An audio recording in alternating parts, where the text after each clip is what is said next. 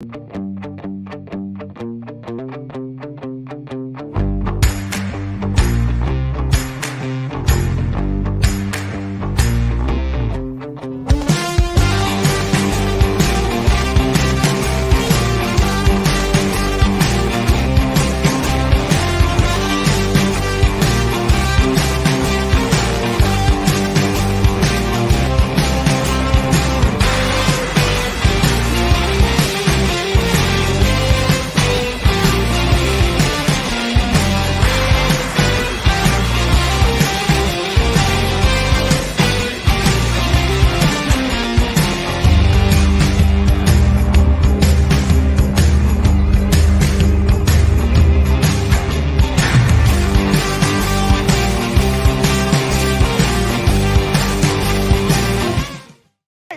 on now, fellas! We've got to answer the bell. Now let's go!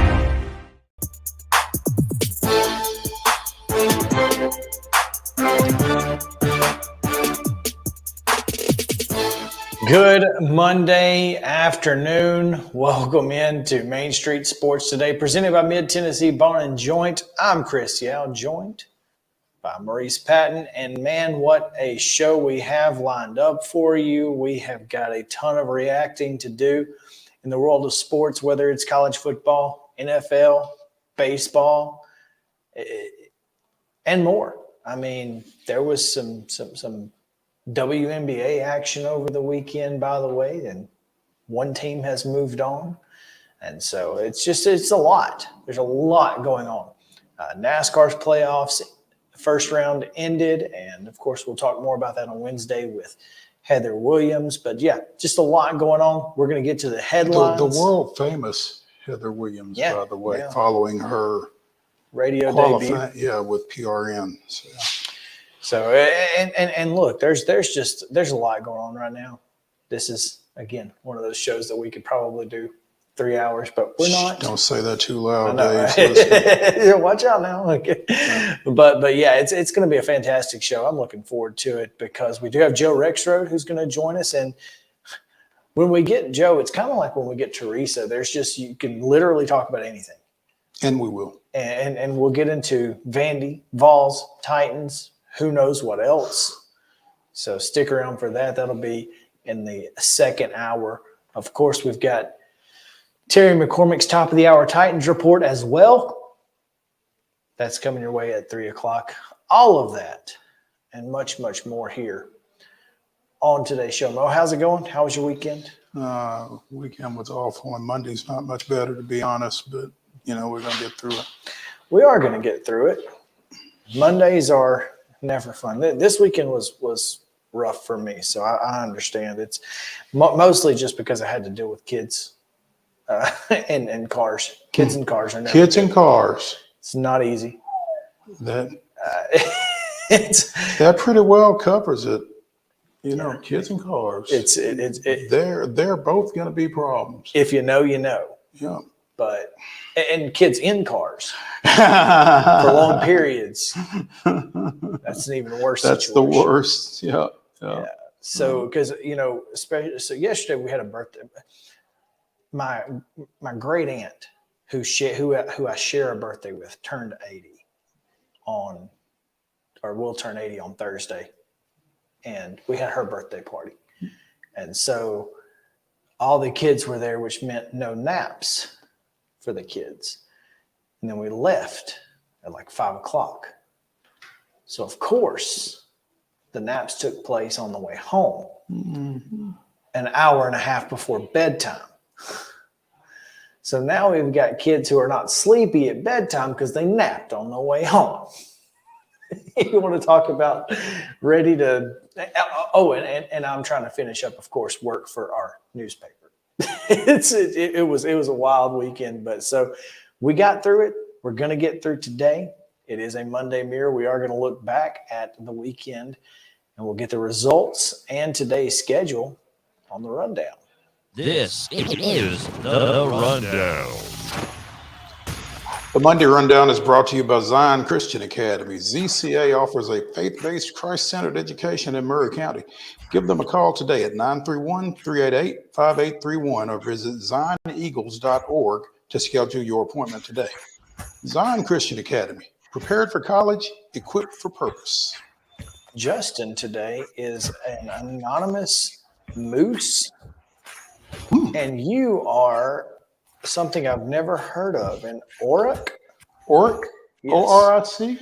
No, A-U-R-O-C-H. It is some sort of an extinct cattle species. Extinct. That makes sense.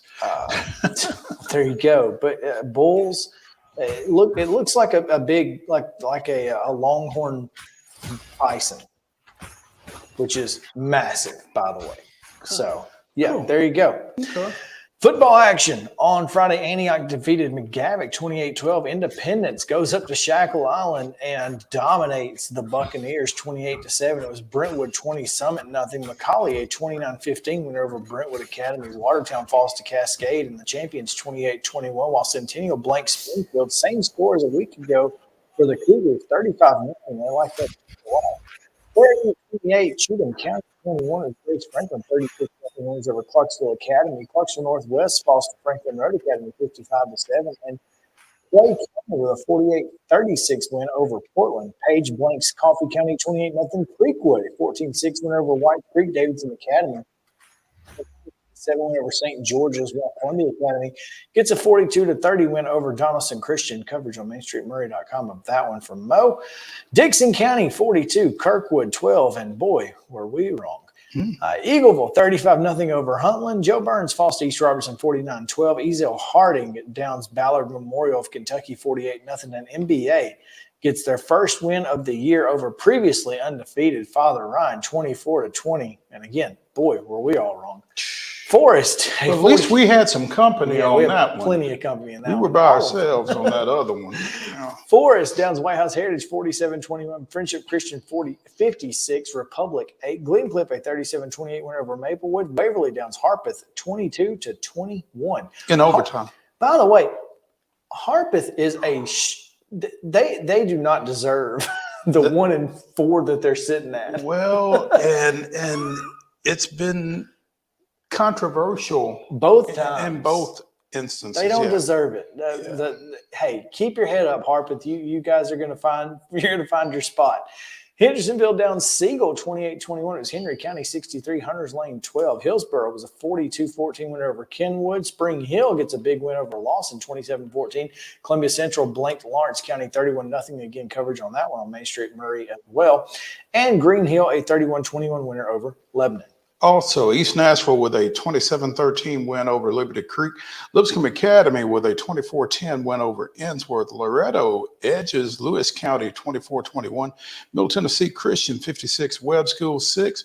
Procombe with a 61-0 win over Montgomery Central. Mount Juliet 38, Cookeville 14. Mount Pleasant 46, Summertown 0. Nashville Christian 55, Mount Juliet Christian 0. Nolensville 34, Franklin 23. Oakland with a 42-7 win over Blackman. Pope Prep defeated Goodpasture 41-14. It was Ravenwood 49, John Overton 7. Cornersville 62, Richland 28. Did not expect Would that. not have picked that.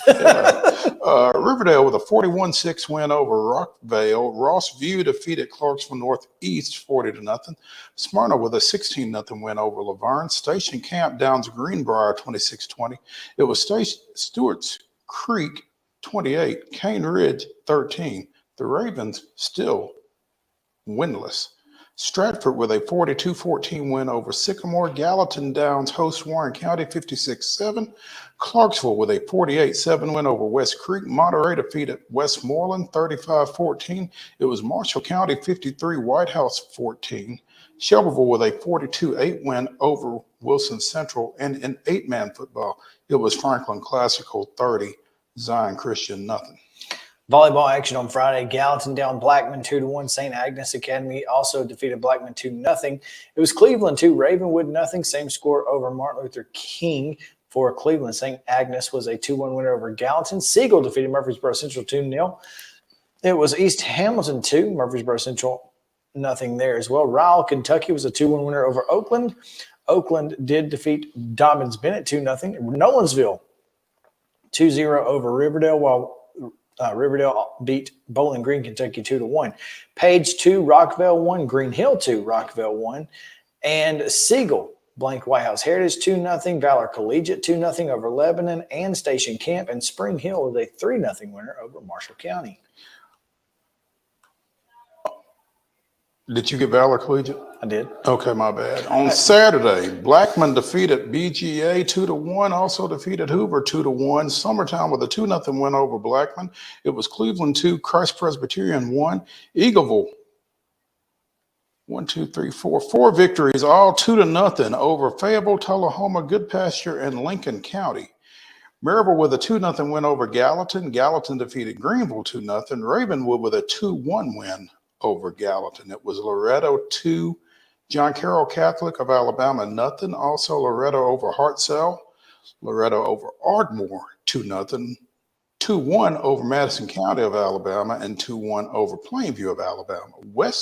Vestavia Hills of Alabama finally dealt Loretto a 2-0 loss. White House Heritage 2, Murfreesboro Central 0. Oakland 2, Hoover 0. Collierville 2, Oakland 0. It was Ravenwood 2, Riverdale 0. Summertown with a 2-0 win over Rockvale. Same for St. George's over Rockvale. East Hamilton with a 2-0 win over Siegel. Ryle of Kentucky defeated Siegel 2-0. It was Goodpasture 2, Spring Hill 0. Spring Hill defeated Franklin County 2-0. The Lady Raiders fell to Stewart's Creek 2-0. Stewart's Creek then fell to Tullahoma and to Eagleville 2-1. But defeated Fayetteville 2-0. Then lost to Chattanooga School of Arts and Sciences 2-1.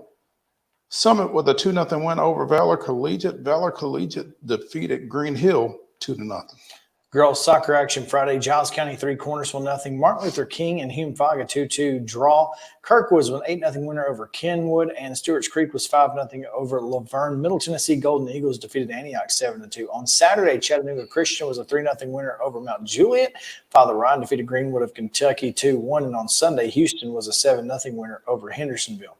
Major League Baseball action. Reds take 2 of 3 from the Mets, 5-3 and 3-2. Mets with an 8-4 win on Sunday. The Royals take 2 of 3 from the Astros, 4-2, and 7-1 on Sunday. Royals with a 10-8 win on Saturday. Brewers, 2 of 3 from the Nationals, 5-3 and 9-5 before the Nationals win on Sunday, 2-1. Phillies, 2 of 3 from the Cardinals, 5-4, 6-1, and Cardinals win 6-5 on Sunday. The Diamondbacks, however, sweep the Cubs, 6-4, 7-6, 6-2, and the Braves are swept by the Marlins, 9-6, 11-5, and 16-2 on Sunday. In minor league play, Sounds win the series but drop the final 2. They win on Friday 8-2, but fall to Charlotte 9-3 and 8-2 on the weekend. College football action of local interest. Gloom, despair, and agony on me. Florida with a 29-16 win in the swamp over Tennessee. Vanderbilt missed a field goal with about 45 seconds left, then gave one up to fall 40-37 to Nevada, Las Vegas. Thank goodness for MTSU. 35, the Racers of Murray State 14.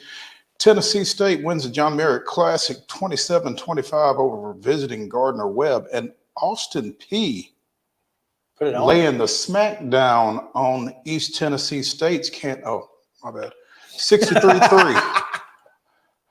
NFL action, the Titans 27, the Chargers 24 in overtime. Again, thank goodness for Nick Folk. Folk, yeah. There we go. WNBA postseason action. The Liberties take the Liberties. They took their liberties. The New York Liberty took a 90-75 win over the Washington Mystics to go up 1-0 in that series. Also, Dallas leads its series against Atlanta after winning 94-82 in the opener. Minnesota evened its series with the Sun by winning 82-75 in Game 2. And the Las Vegas Aces won their series over the Chicago Sky, winning Game 2, 92-70. Volleyball action today at 4:30. Columbia Central is at Santa Fe. Also at 4:30, Riverside Christian is at Zion Christian. At 5:30, Mount Juliet Christian goes to Friendship Christian. Middle Tennessee Christian hosts Battleground Academy. Valor Collegiate travels to University School of Nashville. At 6, Rockvale makes a short trek to Eagleville. Also, bike over. Yeah, just about. Although 99 is kind of narrow, you might want to be careful there. Mount Pleasant goes to Giles County. Hampshire hosting East Hickman. Creekwood travels to Harpeth. Gallatin is at Mount Juliet. At 6:30, Oakland plays at Lebanon. Spring Hill is at Loretto. In the barn. In the barn still. And Siegel is at Stewart's Creek. Girls soccer, Loretto at Richland at 5. Also at 5, Middle Tennessee Christian welcomes Webb School. Independence Academy plays host to Glencliff at 5:30. Columbia Academy is at home against Grace Franklin. Culleoka welcomes Fayetteville at 6. Also at 6, East Hickman's at Lawrence County. Marshall County hosts Loretto. Or not, I don't know. Loretto's playing today. Whether it's at Richland or Marshall County, I don't know. That's up to you. Start at 5 o'clock in Richland. If they're not there, keep going. Yeah, okay. Green Hill at White House Heritage at 6. Giles County is at Columbia Central at 7. And Pope Prep welcomes Merrill Hyde also at 7. In Major League Baseball action tonight or today, beginning at 5:40, Minnesota is at Cincinnati. That game can be seen on FS1. At 5:40, the Mets are at the Marlins. At 6:20, the Phillies are at the Braves. I assume that was on Valley Sports South.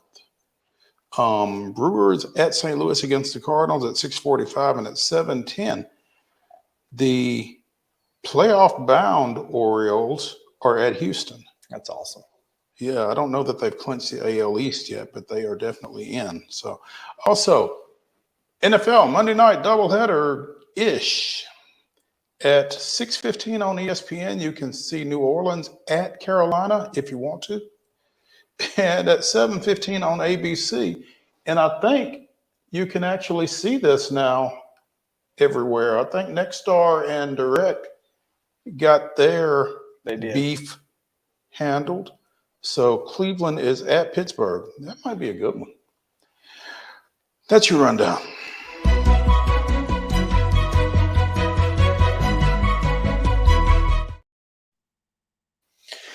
Top stories brought to you by our friends at Piggly Wiggly and Neely's Mill Shopping Center in Columbia. Make sure to go see them if you want your lunch specials, meat and vegetables, meat and 2 or 3, cobblers, always good, always fresh, hand-cut meats, and, of course, produce that's cost plus 10% at the register. Today's top story, sorry, Nashville, St. Pete is getting a new Major League Baseball stadium, which means the Tampa Bay Rays are off the table. Of St. Petersburg are off the table. They are off the table. Which, and to be honest, I think most of that was we need a new stadium employee anyway. It worked. And it worked. So well done to St. Pete. And, a lot of folks are upset about that, by the way. A lot of folks are upset about them staying in St. Petersburg. A lot of folks where? In Tampa. Really? Oh, they wanted them in Tampa? They say that's why they don't go to games.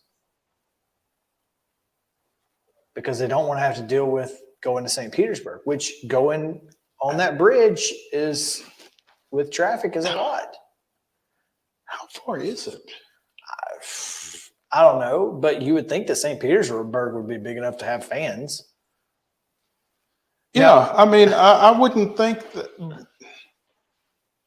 That's interesting to me. I mean, it just doesn't seem that prohibitive to me. But I don't live down there, so I've been once to Tropicana, and the causeway is not fun. It's just not. But I mean, 24 miles, I'm seeing 26 minutes, but there's like 8 different bridges. I mean, I don't know.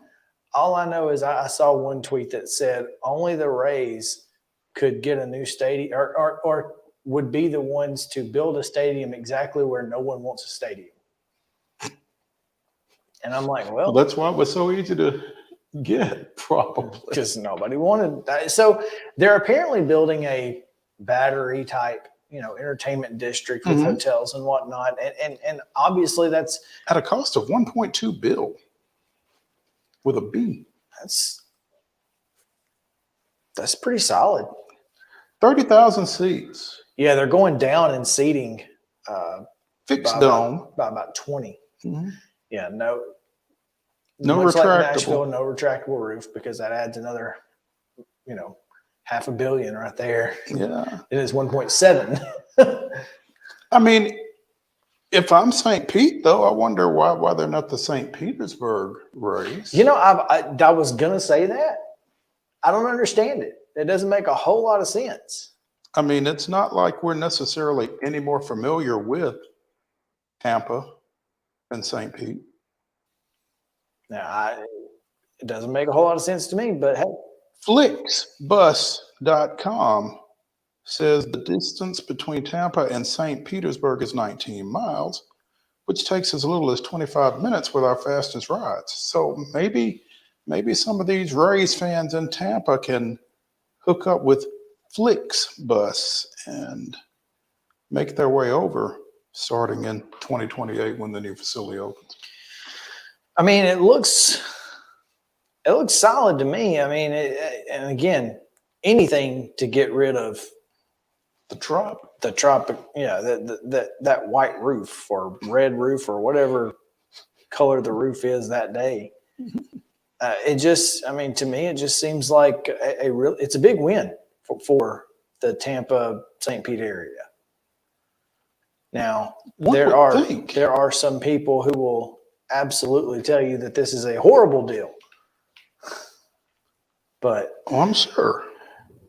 I mean, well done to Tampa for keeping their team. I mean, obviously they've been successful recently, and so you should support them no matter what.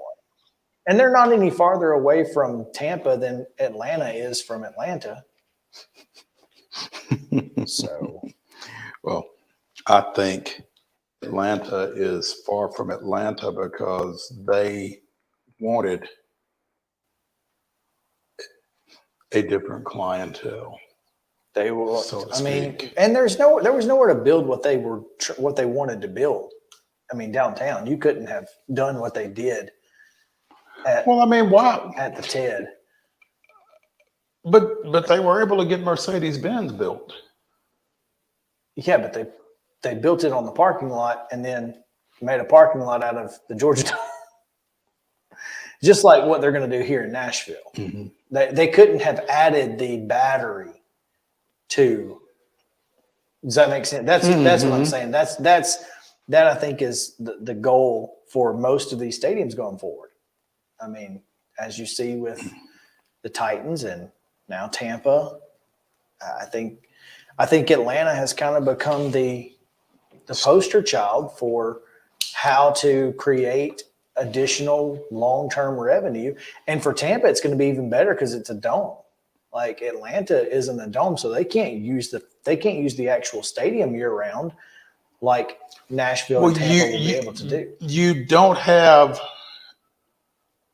weather stability, or there's a phrase that they use for that. But I mean, Atlanta is far enough south that, barring the occasional ice storm, you're probably in pretty good shape. Well, yeah, or rainouts and things like that. But I mean, this is a place where at 30,000 you could probably host, you could probably host Final Fours and SEC tournaments that they've hosted in the past. I mean, who knows? Yeah, it'd be interesting. I'm not sure if expansion talks will continue or if there's any other teams that may be on the move.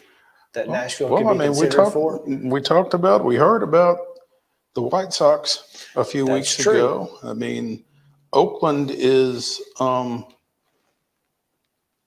don't know that Oakland to Vegas is as done a deal as folks would like to have you believe. So I think this is pretty funny, though. This guy says St. Pete and Tampa Bay as a whole are only growing. It's already the 13th largest media market ahead of Nashville, Charlotte, Orlando, and Vegas. Regardless of the roller coaster, baseball is going to keep thriving here, and it's beautiful. And keep thriving is doing a lot of work. That's a heck of a statement. Keep thriving is doing a lot of work right there. The team has been thriving for a while, but the team has been thriving. Yeah, I don't know how they are necessarily defining baseball thriving. I mean, again, the team has managed to be successful in spite of everything that's been going on off the field, but I just don't know. Thriving. That's why there's been so much talk about them moving. So I'll be curious, because successful teams look to move all the time. Yeah, I'll be curious to see if this changes the attendance figures for Tampa. I hope it does. Look, I want them to be successful. Sure, because again, I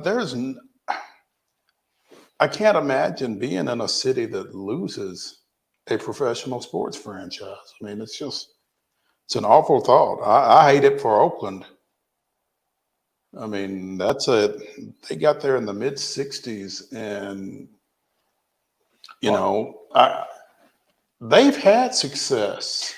On the field and in the stands, and ownership is as much to blame with what's going on out there as anything. It's just tough to think of a team, and particularly Oakland, with everything else that they've had happen with the football team and with the Warriors, and now this as well. Well,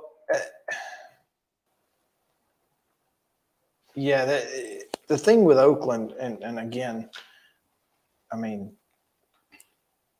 it's the city itself has kind of stagnated growth-wise, whereas San Francisco and other Bay Area, cities have grown exponentially, making it an easy out to say, well, the area is done. Never mind, they have 400,000 people who live there. Yeah. But never mind the team that you're putting on the field and asking them to come see. Yeah, that too. But I think that the problem was, obviously they don't want to build a stadium. They don't want to. You've got the money. Build it if you want it. Let's take a break. When we come back, we will hand out some hardware to our Mirror Monday Monstars and talk a little bit about college football. So stick around. Main Street Sports Today, presented by Mid-Tennessee Bone & Joint. We'll be back to the Lee Company studio in just a moment.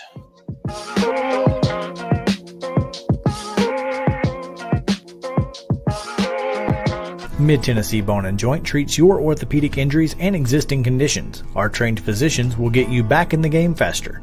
Contact us at 931-381-2663 or www.mtbj.net.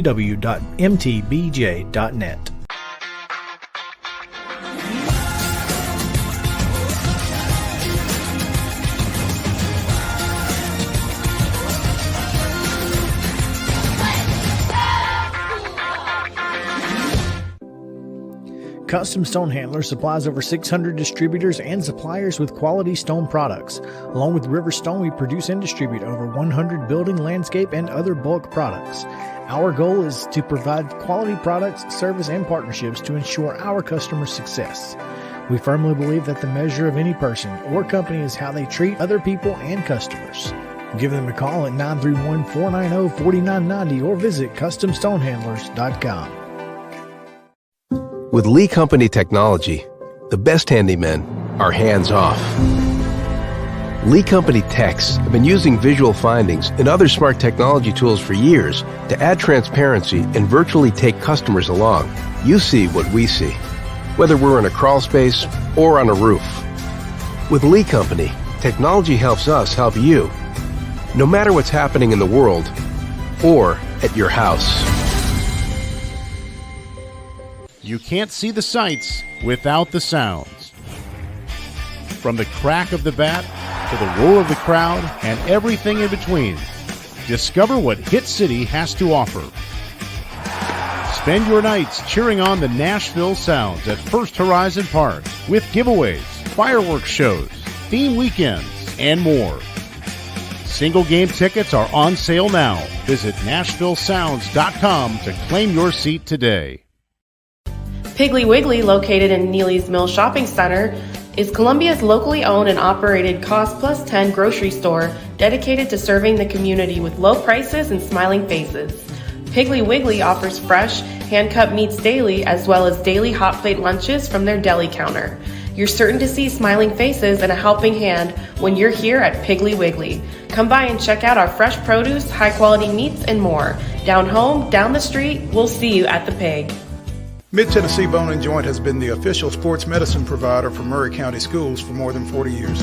We specialize in orthopedic service, and our Ortho Quick Walk-In Clinic lets you bypass the ER. Visit us online at www.mtbj.net.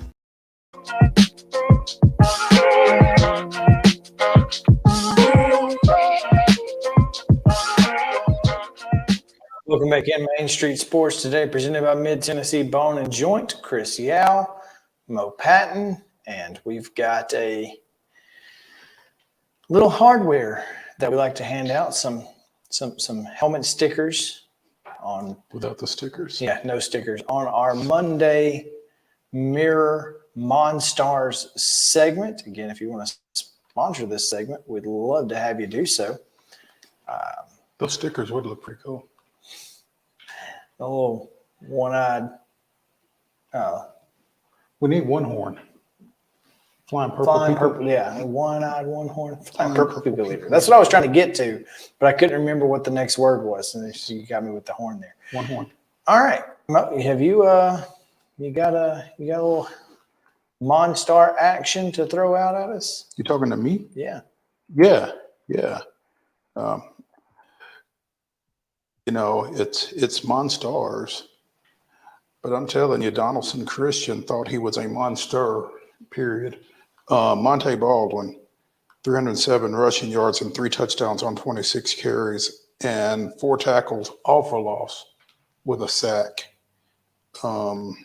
causing havoc, as Seth Anderson described it after the game, in the Bulldogs' 42-30 road win Friday night. Certainly a Monstar. Justin, you said you'd have some this week. Have you got one? I do. Let's do it. My first one is got to be, I tweeted about him last night. He liked the tweet, by the way. Kevin Byard, 12 tackles from the safety spot is just ridiculous. You know, there's a train of thought there that if your safety is making 12 tackles, it might be a few too many.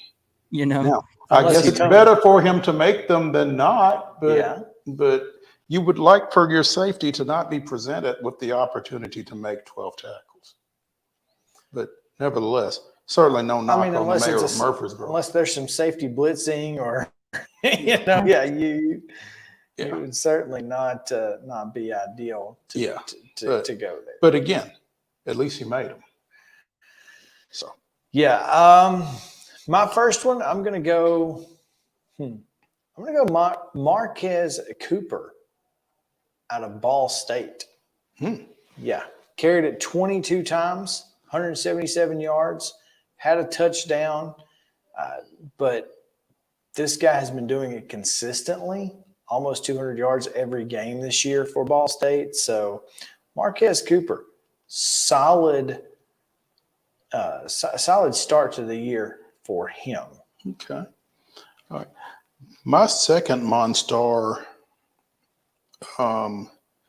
LSU receiver Malik Neighbors. Could you be my Won't you be my neighbors?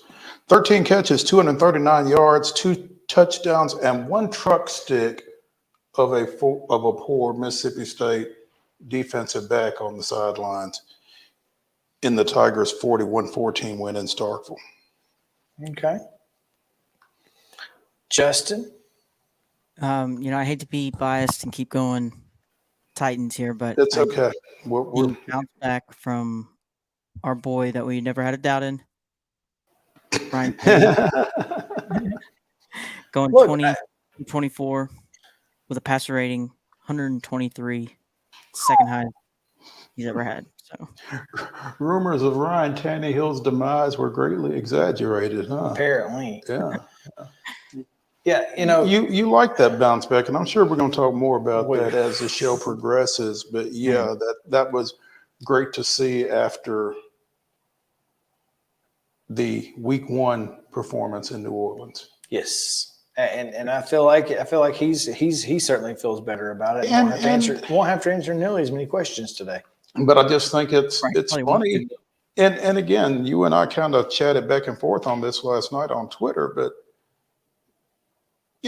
When you've got time, it makes a world of difference. And the line still was not great yesterday, by the way. Again, in fact, they were less than great. But they had moments, which they didn't have moments last week. So, but you can attribute to, or some of it at least, to Dylan Radins coming back. He was really good yesterday. Okay. I would like to point out that Dylan Radins was the highest graded offensive player for the Titans. Wow.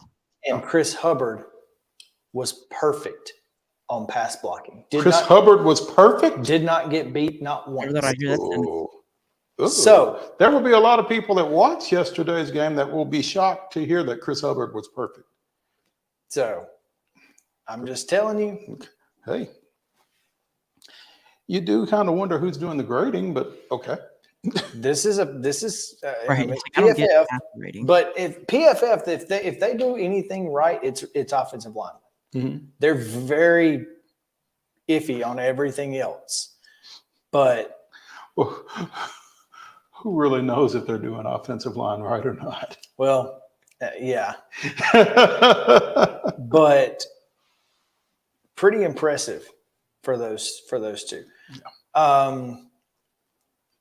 My number 2, I'm going to go with the game that I covered. Caden McCoy, 14 carries, 268 yards on the ground, and had 3 touchdowns, including a 60, a 90, and a 16. And let me tell you, when on the 16-yard run might have been the most impressive because he put his foot in the ground and made the defensive back just looked silly. Put him on skates, and it was a thing of beauty. I tell you what, man, 90 yards. Kid's legit. That's 14 carries. That's got to be tough to watch if you're on the other team. Yeah, absolutely. That's crazy. Yeah. All right. My number 3, Raheem Mostert of Miami, 18 carries, 121 yards, and 2 touchdowns in the Dolphins' 24-17 win at New England on national TV last night. Dolphins look scary. Yeah. Last year we talked about, because I went back and looked to see who we picked for certain divisions, because I was very curious about who I picked for to win divisions last year. And I was the only person to pick the 49ers, by the way. But we were talking about how the Dolphins were the 3rd best team in that division, and I don't think that would be the case right now. Mm-hmm. Tua looks so good, man. Dude's legit. So dialed in. Justin, my 3rd is DeAndre Swift for Philadelphia. Philadelphia first week had 1 carry for 3 yards, and then this past week on 28 attempts got 175 yards, and just every time he touched him and Jalen Hurts with that option, tore up the Vikings defenses. Well, he was certainly fresh after one carry in week 1. Yeah. a little extra legs, So, juice yeah, in the legs. averaging 14.5 carries per game. So, Well, my final Monstar is Michael Penix Jr. 27 of 35, 473, 4 touchdowns, didn't get sacked. Just a perfect day for the Huskies quarterback. So well done. I think right now he's got to be your Heisman leader. The Huskies quarterback, the former Indiana quarterback, and former UT commit. Well, and interesting. So he's a former UT commit, former Indiana quarterback. The current Indiana quarterback is UT transfer Taven Jackson. Mm-hmm. That's funny. And meanwhile, yeah. So that's your Monday Mirror Monstars. We go now to talking a little college football. And Justin, go ahead and play that. Roll that beautiful bean footage. You want it now? Yeah. Fundamentals. Got to look at Sean Lewis, the offensive coordinator. Moment ago, downfield, incomplete, but a flag down intended for Hunter, who took a shot afterwards by Henry Blackburn. And now some word, Shadur Sanders coming to the aid of his number one target there. Yeah, look, I'll tell you, as a former safety, that's a very dumb play on the part of Henry Blackburn. Okay, so we've seen players ejected for targeting for way less than that. How did he stay in the game? Well, he didn't target anyone, according to the rule. Now, okay, so dirty hits don't apparently warrant, and there's nobody, not a Colorado State fan, not anybody else that can tell me that that wasn't dirty. I mean, if you look up dirty in the dictionary, that play is there. That's as cheap as they come. And that kid should be out for as long as Travis Hunter is out with a lacerated kidney. Liver, excuse me. Lacerated. Yeah. Liver, my bad. You're right, as always. Listen. There's no place for that. That's inexcusable. 10 years ago, every football fan in America is celebrating that hit. And I don't know, Chris. I mean, why? I mean, the ball is long. The ball is long gone. There's no play to be made. Go watch the Florida hit from the national championship game in what, 07, 08, that era. And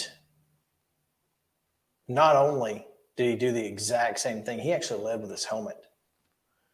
And everybody, at the time was, just all up in arms about how big of a play it was, how great of a play it was, and blah, blah, blah. But honestly, in the world that we live in, that's, like you said, we have seen a lot less get someone ejected. And just because you don't lead with your crown of your helmet, and just because you don't necessarily make contact with the head or neck area, doesn't necessarily mean you didn't target. And what I think this does is hopefully it helps move the conversation around targeting, because I think there needs to be a conversation had around targeting. And we've talked about not forcing officials to put their judgment into a call like that, but we ask officials to make judgment calls all the time. Why not this?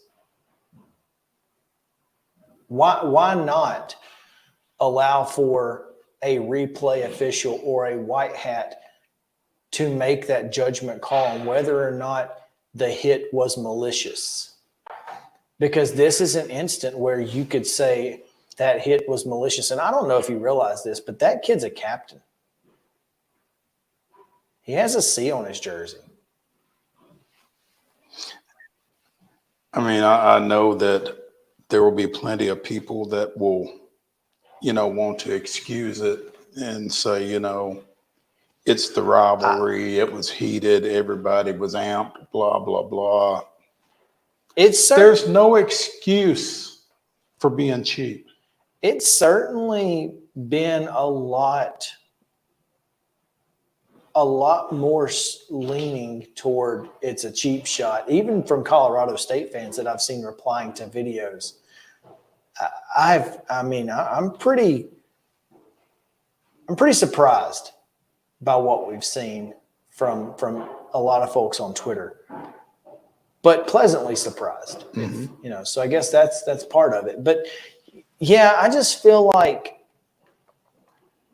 if we're going to ask officials to make judgment calls in sports, and we do all the time, less so in football than any other sport, a lot in basketball, tons in baseball. But why not?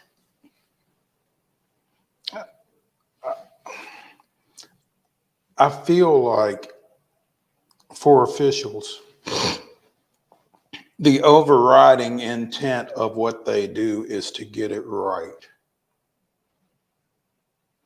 And you're not getting that call right if that kid stays on the field.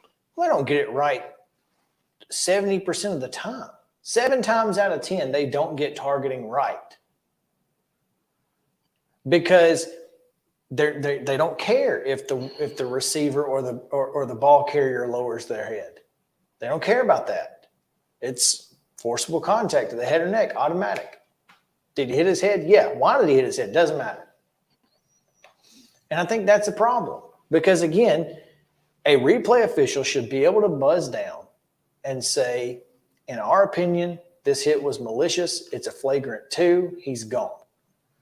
In our opinion, this targeting play, while yes, we're going to give them 15 yards for hitting in the head or neck area, it does not reach malicious intent due to the receiver or the ball carrier, the body position, of the ball carrier, yeah, whatever. Mm-hmm. It's a 15-yard penalty, but the player's allowed to stay in. I don't see why that's so hard. Mm-hmm. So yeah, I just feel like this is, rivalry or not, Travis Hunter didn't even put his arms out for the catch. The ball landed right in front of the kid. And instead of just running by into the the sideline, any number of things he could have done besides what he did. And it was very malicious and uncalled for. And Hunter's going to miss 4 weeks, 2-3 weeks. Yeah. Including the 2 biggest games of Colorado's season, Oregon and USC. Yep. Those 2 should be sending Henry Blackburn flowers or pizza or gift cards or something. I don't know, because he did them a favor. It's unfortunate. It really is. Speaking of the Pac-12, though, are they the best conference in the country? By default, as much as anything else. Well, obviously it's not the Big 12 because Oklahoma State got shellacked by South Alabama. I mean, and kudos to South Alabama because, I mean, they came close last year when they went out to UCLA and they finally got a Power 5 scalp. So and it wasn't even close. I mean, it was a beatdown from the start. Oh, and couldn't happen to a nicer guy. Well, and what does that say about Tulane? How bad they beat South Alabama to start the season. I think you gotta be thinking about Tulane, even though they lost to Ole Miss, didn't have their quarterback. I think that has to weigh into it. Sure. And I mean, there's no way. How does it not? Especially if Ole Miss ends up, being an SEC championship game contender, and I think they are right now, just like as you said, by default. I mean, crap, everybody is. Mm-hmm. I mean, how bad is the SEC? Man, and the rest of the country is here for it. Yeah. The problem is that nobody else is good either, though. That was kind of my takeaway from Saturday night is, nobody's good. Georgia struggled at home with South Carolina, but I mean, you just saw everybody this past weekend struggling. Well, Alabama, who Jalen Milroe will be your starting quarterback for the rest of the year, according to Nick Saban today. I can tell you this. Ty Simpson won't be in Tuscaloosa much longer if he's if he's there at all. If he's got any confidence about himself at all, he's gone, as he should be, because he played well. And that it has nothing to do with him. And that tweet that you sent me. Yeah, it's got to be Milroe because he's the only one who can get away from the pressure that is. If they're going to get beat up front every time, you kind of have to go with a running back. I mean, ask Ryan Tannehill. All right. So if you can't block anybody, it doesn't matter who your quarterback is. You might as well play the guy who can run. But if you're telling me that the starting quarterback for your football team is the same guy who could not explain his reads from the Texas game during film study and did not respond well in practice following the Texas game, is your starter for the rest of the year? Well, remember what I said about 9-3? I don't know that it's going to be that good. Well, but then again, every game in the SEC right now is a 50-50 toss-up. Seriously. I legitimately, every single game in the SEC from right now forward is a pick 'em. And I don't care if it includes Missouri. The only team that is going to struggle is Vanderbilt. And if they had gone out to Vegas and handled their business, I would have said that they were and they still may be. Heck, they won 3 ball games last year. They beat Florida, Kentucky, and somebody else. I don't remember who else it was, but maybe it was just Florida and Kentucky. Who else was it? Was it Missouri? No, they lost to Missouri. I can't remember who else they beat. But, I mean, it's a team that they can win some games. I mean, losing to UNLV kind of leaves a bad taste in your mouth, I think. But, they can bounce back. They sure. I don't think I don't think they're out of it by any stretch of the imagination. Just because, again, everybody else is just. I don't know if everybody's mid, or if if this is just college football finally, leveling out a little bit nationwide. Saturday, though, I mean, just wasn't very good for a whole lot of folks. No, really. So. A lot of folks were struggling all day long. It was one of those days. Last week was one of those days. At this point, it's always one of those days. And I'm here for it. I'm here for the end of the year. There being 7 teams with 2 losses. Good luck, committee. Here you go. And like I said on Twitter, this season will be a success if we get Kentucky and Ole Miss in Atlanta. But if we get Georgia and either Alabama, LSU again, I'm going to be mad. Like, if we're going to be chaotic, let's go all in. Let's be chaotic. Let's send Ole Miss to Atlanta to take on Kentucky or Florida or somebody random, and let's go. Let's go all in. Florida and Kentucky are the only SEC teams Vanderbilt beat last year. Okay. So I thought there was some else, but I guess not. lost to Missouri 17-14. We don't have In time Como. we don't have time to take a break here. So Okay. what we're going to do is we're going to talk about the Braves, but we are going to take a 30-second timeout to show you our This Day in Braves History video, because it is this day in Braves history.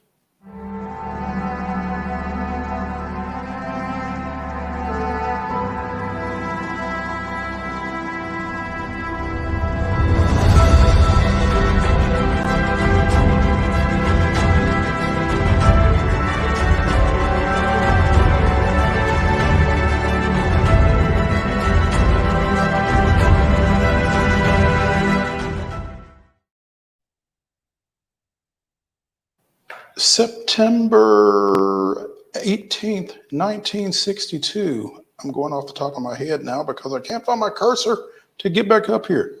All right. It's on the other screen. Yeah. Oh, read it.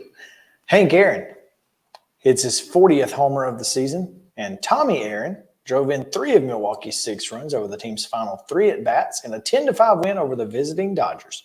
Tommy Aaron went 3 for 4, singling home Hank in the 6th before scoring his older brother and Eddie Matthews with a double in the 8th. Nashville's Jim Gillum went 2 for 3 with a pair of runs in the loss. That's Junior Gillum of Junior Gillum Way, where First Horizon Park now sits. Huh. That was this day in Braves history. Thanks for pinch hitting there. Well, yeah, maybe you're still hungover from the division win as well, because the no, Braves I'm still hungover from the blasting that they took yesterday. It was funny because the CBS sports headlines, which I don't even know why I still get their stuff because it's often wrong. And anyway, other than that,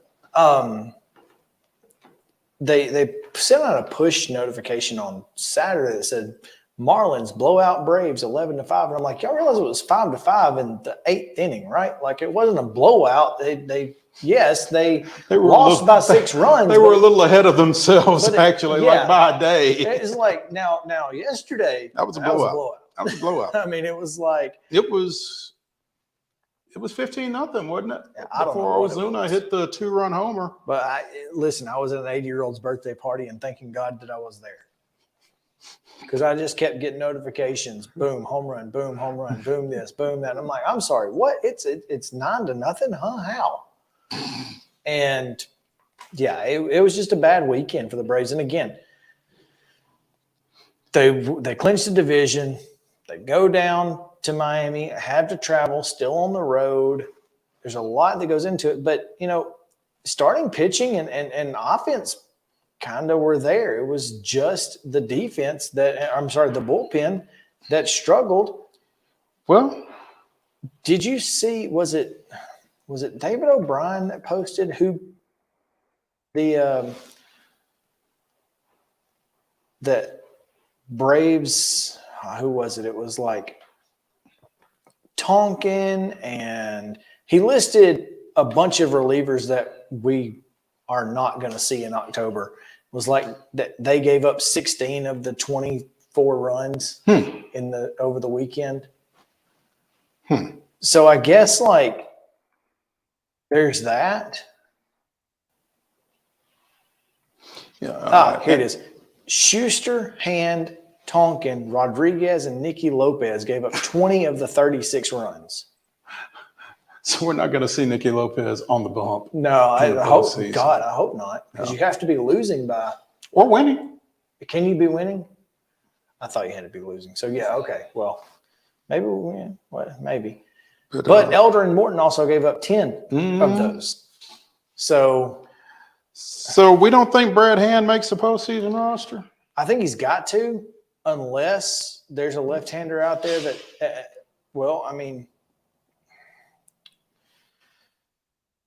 I guess it just depends on who gets back. Who's back. I mean, Brad, he's one of only 3 left-handers that we have on the roster. So I guess he probably will, but hopefully we won't need him because we'll be using Mentor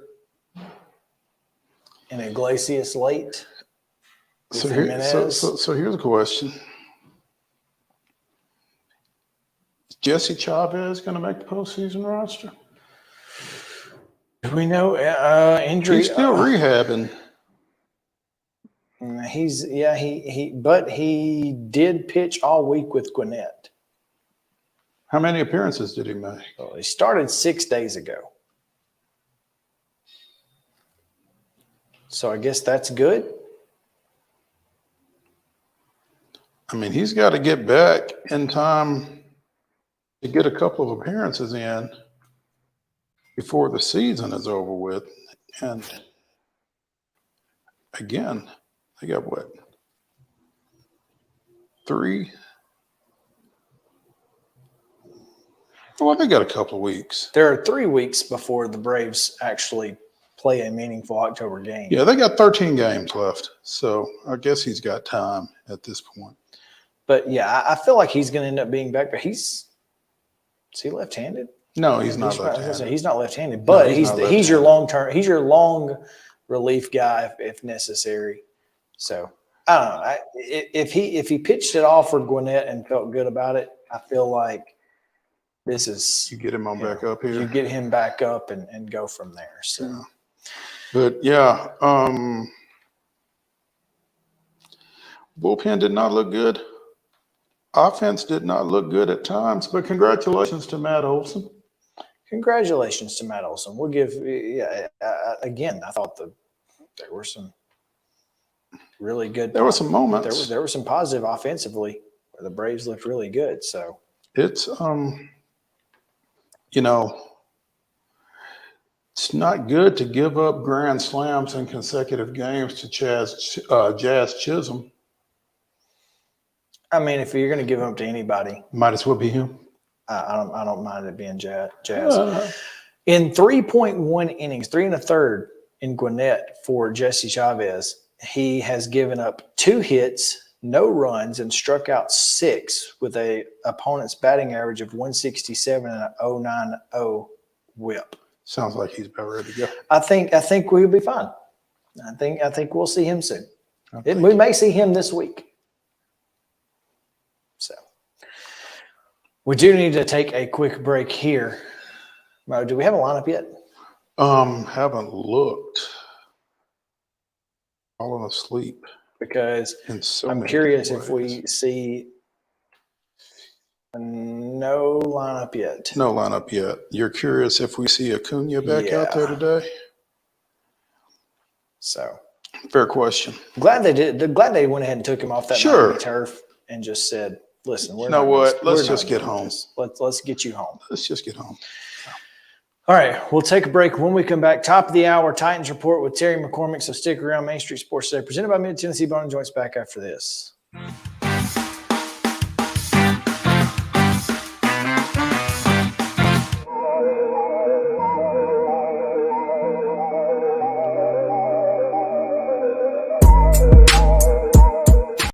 He shoots, and he scores!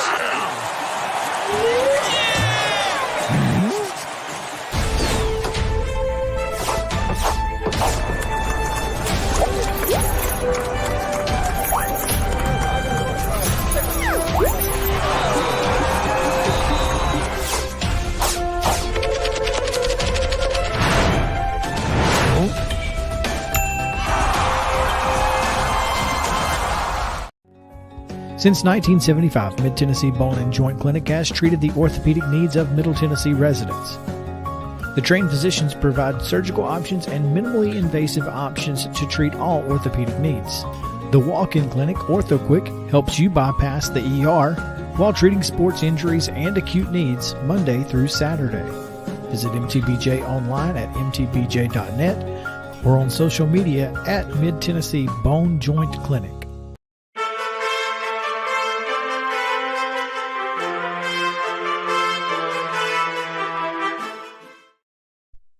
For the Daily Titans Report from Titan Insiders, Terry McCormick, powered by Zen Sports. Terry, what's going on? Welcome in.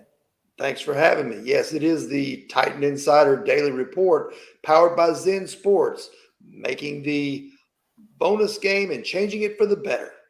Titans won a game, guys. Won in overtime. And that's the first win in the last 9 games, broken 8-game losing streak dating back to last November.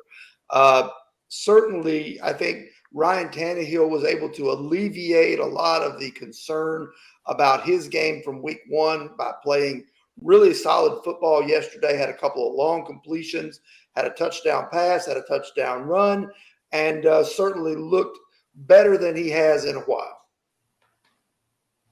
Yeah, well, he was hurt last year, so we haven't seen him play healthy in a while, and obviously last week was his preseason game, so that's what I'm just whether he wants to admit it or not. I'm gonna chalk it up to that and be done with it. But Terry, the offensive line looked a lot better this week. Obviously not perfect and not to the standards you want, but better, and that's really all you can ask for. Yeah, they struggled really badly early on. Xavier Newman gave up a couple of sacks, filling in that left guard spot for Peter Skoronski, who may be out for a couple of weeks. He apparently had an appendectomy on Saturday. Then they went with Dylan Radins, former second-round pick from the 2021 draft. His first game since tearing his ACL against the Chargers last December. So really good effort from Radins. I think what the Titans saw there was very encouraging going forward for him, that he can at least be a solid backup on this offensive line and perhaps even, down the line, maybe contend for a starting spot if they don't like what they see going forward from one of the tackles, either Andre Dillard or Chris Hubbard, although I'll have to say Chris Hubbard has played pretty solid football since the Titans picked him up. Dillard's still a little shaky over there on the left side, but it's interesting that Radins comes in and immediately picks things up, and the line played a lot better yesterday, like you said. Glad to see that, because Dylan Radins, man. Well, a second-round pick, as many high picks as the Titans have gotten minimal contributions out of over the last bit, it would be good for Radins to hit, relatively speaking. So, yeah, that's a good sign, I would think. Absolutely. The other thing, too, yesterday, a lot more balance in the offense. Derrick Henry got his touches, 25 carries for 80 yards. Not spectacular statistically, but certainly much more indicative of the way the Titans want to play football, with balancing play action passing with Henry in the run game. Plus, you've got the added element of Tajay Spears now in the backfield. Yep. So certainly a nice 1-2 punch there in the run game. And then Tannehill was spreading the ball all over the place. You had Treylon Burks with his big catch. You had Chris Moore. You had Nick Westbrook-Akina, who's caught a lot of flack over the last couple of years from Titans fans because, he probably was expected out of him when he was a number 1 or number 2 receiver because of all the injuries. But he's had a solid start so far to this year and caught the touchdown pass that put the Titans ahead there in the fourth quarter. I've always thought that 15 had the ability to be a really solid number 3 receiver in this league. That's the thing. And number 3. That's where he needs to be. And if he's getting number 3 coverage, right, then he can eat. He can win. Yeah. He can win. And I think that's what you're seeing right now. So I'm for it. I think it's been great. It's been, it's obviously been a positive, and the Titans get a win. Of course, you lose to the Titans, and now your coach is apparently on the hot seat. So, well, I think Brandon Staley's hot seat dates back to that playoff collapse against the Jaguars last year. Yeah, and he was none too happy apparently in post game about the tone of the questions, whether this loss was, a hangover from that game and that kind of thing. He was a little testy in some clips I think ESPN showed. Maybe after. Absolutely. And to me, guys, tell me if you can figure it out, but The Chargers are one of the great mysteries of the NFL. You've got a stud quarterback in Justin Herbert. Didn't turn the ball all over at all yesterday. Had all sorts of, nice passes. Got two really good receivers in Keenan Allen and Mike Williams. Didn't have Austin Eckler. But then over on the defensive side of the ball, you got Joey Bosa and Khalil Mack to rush the passer and help out your secondary. For the life of me, I can't figure out why the Chargers are 0-2. And next week, they're going to face another team that I can't figure out why they're 0-2 in the Vikings. And the loser of that's going to be 0-3 and going, what's going on? I thought we were a playoff team. It's going to be wild. I think I saw something that the Chargers are the first team to not have any turnovers in their first two games, score 58 points, and be 0-2. Crazy. I mean, it just doesn't make any sense. They just bad things seem to happen at bad times for them. I thought yesterday too, the Titans defense got the 3 and out in the overtime, but I thought part of that was the fact that the Chargers still seem to be in 2-minute mode, the same mode that they were in hurry up when they went down and got the tying field goal. They never once attempted to hand the ball to Josh Kelly to get some positive yards just at the start of a drive. They just kept flinging it around just like, they were in the hurry up, and they wound up with 3 straight incompletions, punted the ball to the Titans. Kearis Jackson returned it to about 10 yards up to the 39-yard line. And from there, it was pretty much a layup for Tannehill to take the Titans down and get Nick Folk in range for that field goal. And perhaps you just answered your own question, Terry. Maybe their offensive approach is a little faulty, but it felt like when the Chargers dropped back, it felt like the Titans could get home whenever they wanted to. Yeah, Simmons and Tart, some of those guys had big games. Landry had a huge sack on that third down right there when they got to the 7-yard line at the end of regulation, because it looked like for all the world that they were going to score a touchdown and win it in regulation. And he comes up with that big sack on third down that forces that field goal. Titans are on the upswing, folks. And this is one win after 8 straight losses will kind of do that. And listen, you got to remember you didn't win the division last year, which is the difference in the Chiefs and the Chargers. So there's that. Terry, tell us about Zen Sports. All right, will do. Zen Sports is the new sports book in Tennessee, revolutionizing the way you earn sports betting rewards.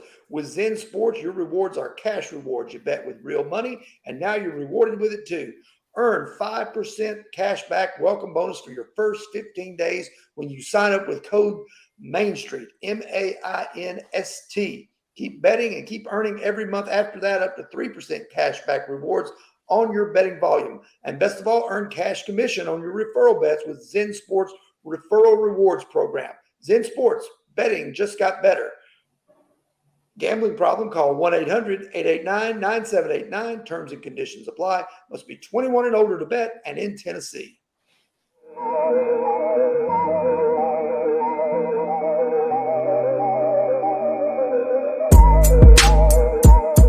Y'all, I'm serious right now. They have a dragon here. I saw it. But no, they don't. There's no such thing as dragons. I swear, I saw it. It had huge claws. Get out of here. It had eyes as big as the moon. Come on, I'll show you. Wait up.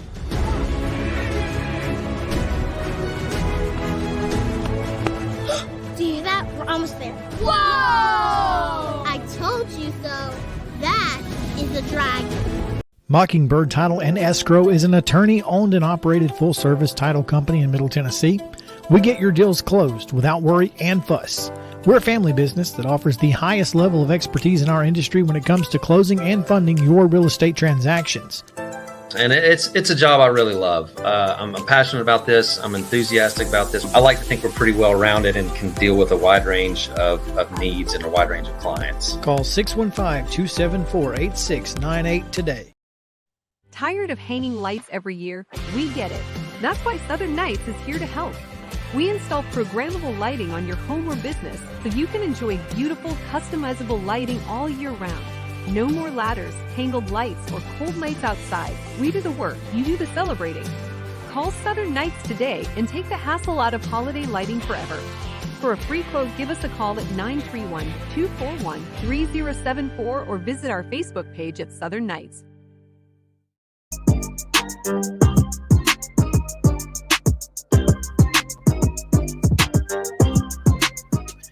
Welcome back in Main Street Sports today, presented by Mid-Tennessee Bone Joint. Mo, and I don't mean this to be a rhyme, but it is. Now it's not because I've talked through it. Joe Burrow, starting 0-2, and obviously still struggling a little bit with that injury. How concerned should Bengals fans be here? I think your concern has to be whether that thing lingers or not. I don't know who their number 2 is. And I don't think they want us to know who their number 2 is. But, I mean, muscle injuries, we might have to get Zach Farr back on here. But, I mean, that might just be a situation where he just needs to sit and let that get right, rather than having it linger. I mean, I guess there's a thought process that Joe Burrow at 80% is better than whoever your number 2 is at 100%, but for how long?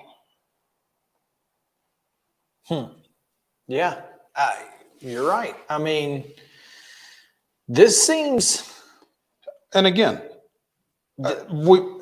football is different than baseball. Yeah, you got to win. But I mean, again, as we say often on here, sometimes you got to lose a battle to win a war. Yeah. And you want that guy as healthy as he can be for as long as possible, I would think. So, New York Giants were out. Who is their number 2? That's a good question. I don't know. Hang on. Bengals QB. Bengals backup. Jake Browning. Is that true? That's according to the Cincinnati Enquirer. Jake Browning is Joe Burrow's backup if Cincinnati starting QB's That's the kid from Washington? Injury sidelines him. Is he? That's the kid that played in the college football playoff for Washington? I'm pretty sure it is. He's the only other quarterback on the active roster, or was going into yesterday, I guess it was. Yeah, he was the quarterback for Washington when they went to the playoffs and got shellacked. Oh no! This article is from early this morning. Bengals are an early 6-point favorite against the Rams ahead of Week 3 MNF. Wow.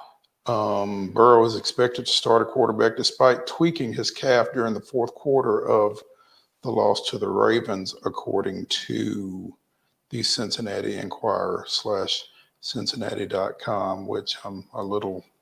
Yeah. Anyway, yeah. Well, it's the first thing I came across. The Giants were outscored 60-0 to start the season. Wow. But turned it around. As Daniel Jones, 26 of 37, 321, 2 touchdowns and a pick, 59 rushing yards and a touchdown. How about that? Josh Dobbs on the other side, 21 of 31 for 228 and a touchdown. No turnovers with 41 rushing yards and a rushing touchdown. Yeah. James Conner, 23 for 106 and a touchdown. I mean, the Cardinals played well enough to win offensively. Jalen Hyatt, by the way, 2 catches, 89 yards. Of course, I dropped him off my fantasy team after last week because I was like, they're clearly not going to pay. They're not going to play him. Well, they played him this week and it worked. So, Can you go back and get him? Or well, it's a PPR league, so you get points per reception, and 2 catches is not really going to help me much. I mean, 89 not yards. Even 2 for 89. I mean, yeah, that's 10 points, but you really, you want a guy. Hodgins here, who had 4 catches for 40 yards, scored probably 15 points because he had the touchdown. Oh, wow. But he got 4 points for the receptions, 4 points for the yards, and then a touchdown. That's 6. So He scored 14 points. All right. That's the unfortunate part of points per receptions. All right. So anyway, but yeah, well done to the Giants for making the comeback and winning, and that's pretty impressive. And here's something to go along with your Charger stat. They're the 33rd team in the Super Bowl era with 50 points and 0 turnovers through 2 games. They are the only team to start 0-2. Yikes. That hurts. That's brutal, except, unless you're a Titans fan. Let's see here. I think that's about all we can get in right now because we need to take a break and go see. Bring in Joe Rexrode of the Athletic. He's got Titans. We're going to talk about Vanderbilt, their loss at UNLV, which was almost inexcusable considering the last minute of the game, and Tennessee's just brutal performance down in Gainesville. So all of that coming your way in just a moment. Stick around. Main Street Sports Today is right back after this.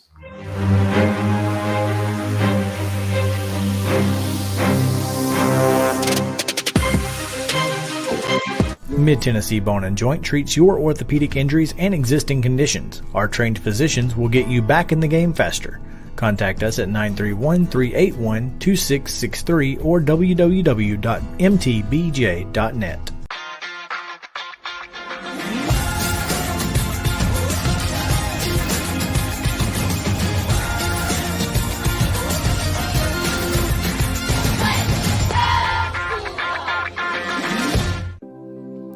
Custom Stone Handler supplies over 600 distributors and suppliers with quality stone products. Along with River Stone, we produce and distribute over 100 building, landscape, and other bulk products.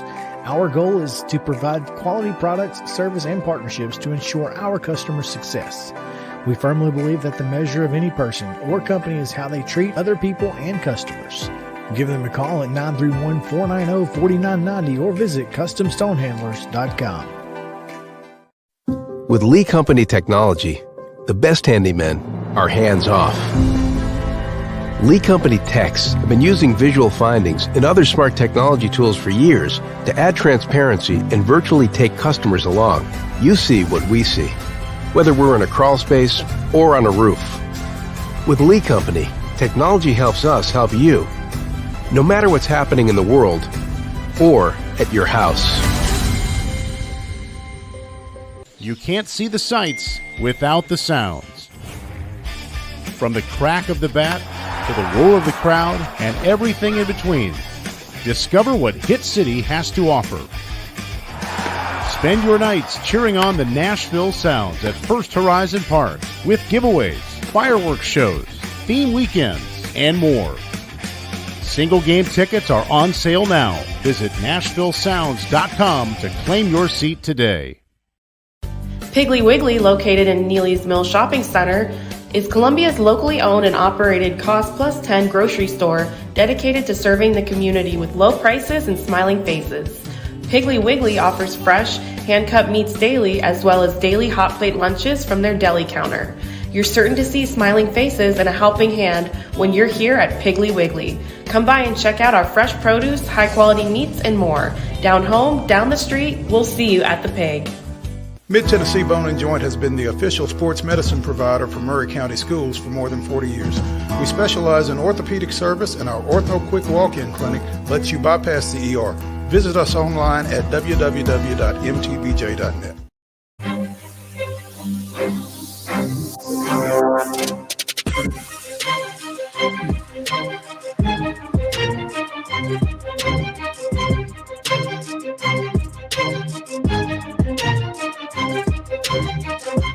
Welcome back in. Main Street Sports Today, presented by Mid-Tennessee Bone and Joint. We're going to get Joe Rexrode in. Oh, it looks like his microphone is working now.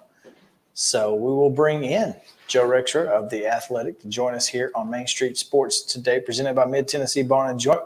Had every intention to talk about Titans, Vols, Vandy, but 8 minutes ago, the Associated Press reports that, Joe, your friends up in East Lansing are going to save a little money it looks like.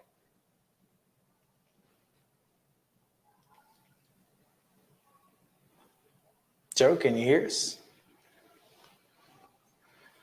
I guess he's still not unmuted. I'll give him a call. Yeah, just give him a call. Let's Joe, go. if you can hear us, I'm going to give you a call. And anyway, I'll give you more information on that as, again, the Associated Press reporting that Mel Tucker has been informed that he will be fired without compensation for the incident that we spoke about last week. I think it's, as you've said, Mo, a lot this offseason and now into this season, there will be lawyers. Oh, yeah, without question. Because, I mean, when you take into consideration his version of the events,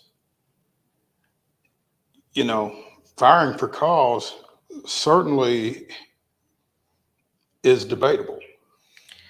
Yeah, I mean, clearly you have he said, she said, literally, and here we are. Mm-hmm. So I don't know how this is going to play out, but lawyers will be involved. I think there's no question. And so yeah, I mean, what is it, 85 million that they would have been on the hook for?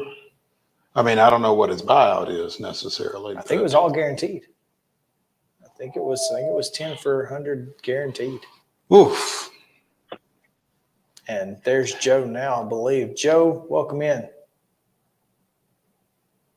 Hey guys, thanks. And yeah, on the Mel Tucker thing, yeah, they're trying to save money. I still think there's probably a settlement coming. I mean, you know, but obviously he's not getting the remaining, whatever it is, 80 plus million, you know, that he had in that guaranteed deal. So quite a mess up there in East Lansing. And kind of came out of nowhere. Yeah, you know, although, you know, of course, this is one of those things that could have been dealt with differently months ago. I mean, it was last December, right, when this investigation started. So, you know, I understand, you know, the Title IX investigation. I mean, the Title IX people. I mean, it's absolutely critical that nothing is, you know, no information gets out on those. But I would still argue that just knowing that there was any kind of investigation in your coach could still warrant, you know, a suspension, off-season suspension, trying to figure it out. But they handled it how they handled it. So Michigan State looking for another coach all of a sudden. With everything else that has taken place at Michigan State in this realm, Joe, do you feel like they are particularly hypersensitive to these type situations when they come about? Should they come about?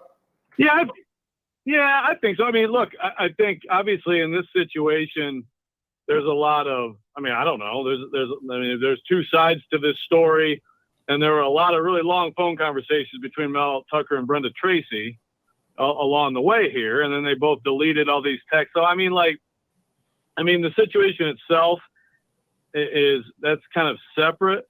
But I will say that if you get into any situation like this at Michigan State, given the history, I mean, that's why you have to know where you are and what the history is, and how I do think that you have to think of it differently than at another place. You know, I mean, you know, what Mel Tucker did to me is not like, you know, it's not like this is going to be an Art Browse situation. I mean, he'll get another job, and he may not get a head coaching job. I don't know, but he'll be a coordinator at a prominent program. I mean, none of this is like terrible behavior, but it is dumb to even start to put yourself in a situation like this, in particular, given who Brenda Tracy is and you know what she stands for and what she is working to do at a place like Michigan State. I mean, the standard is changed there, I think, because of the Larry Nassar situation and all that.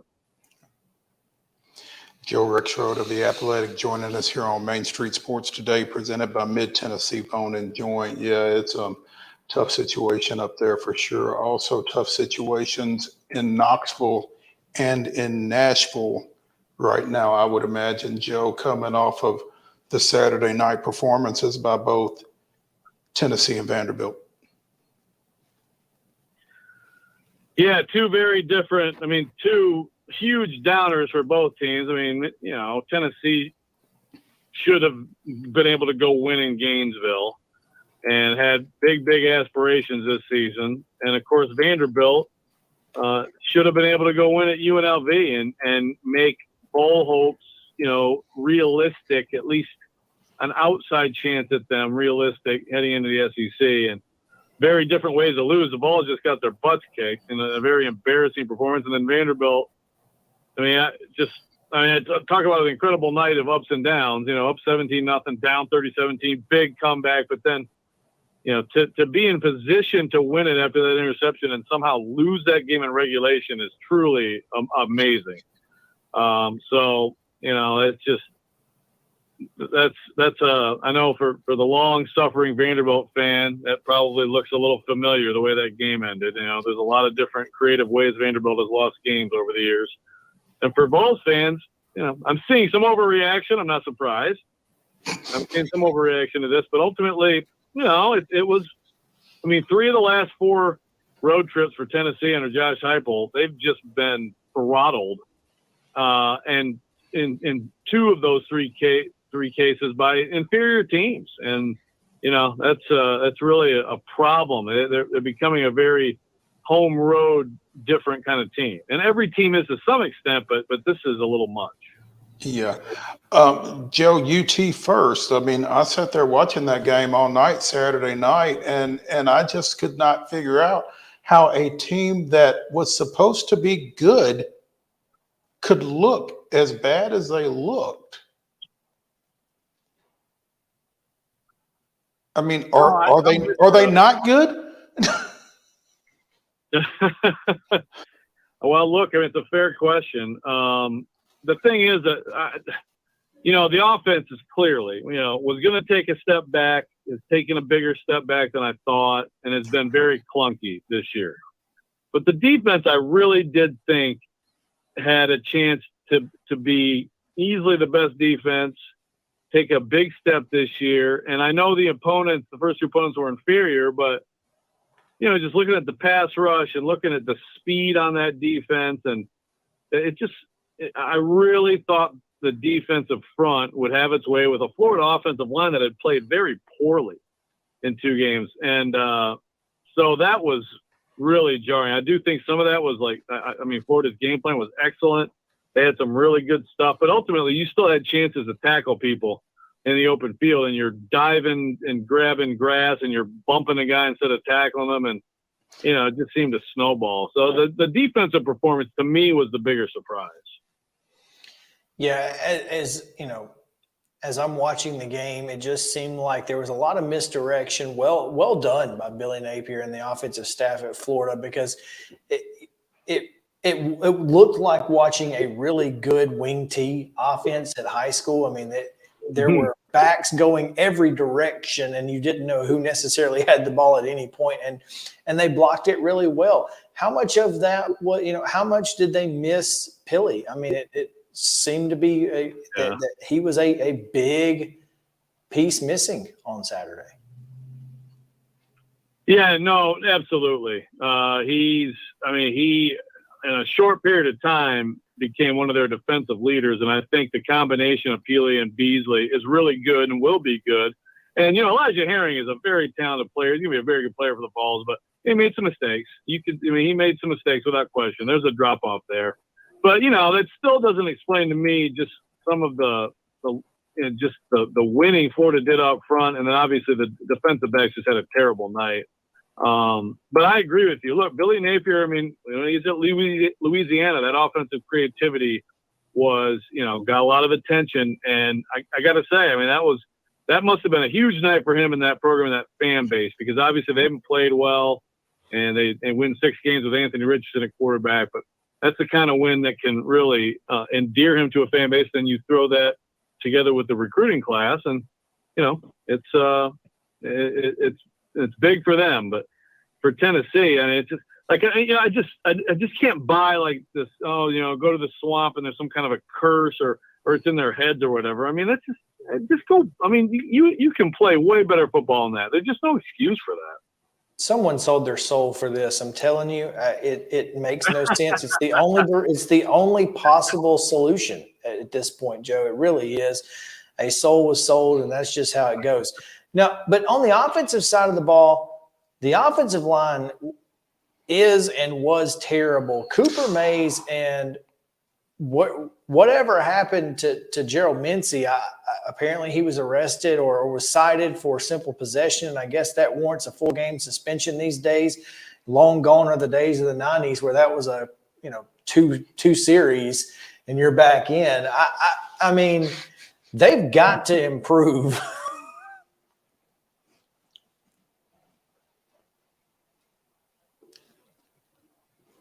Well, here's the thing. He wasn't suspended. That's the weirdest thing. I mean, he dressed and played on special teams. So, like, that's even worse. And Heupel got asked a question about that and didn't say anything. But like, to me, like, if you're going to punish a guy, well, fine, punish him. If he's going to play, don't punish everybody else by not letting him play where he helps the team. You know what I mean? I do not understand that at all. But yeah, they could have used, I think, a little swapping out there at right tackle. And they need Cooper Mays. There's no doubt. I mean, look, this offensive or if not Cooper Mays, certainly not Ollie Lane.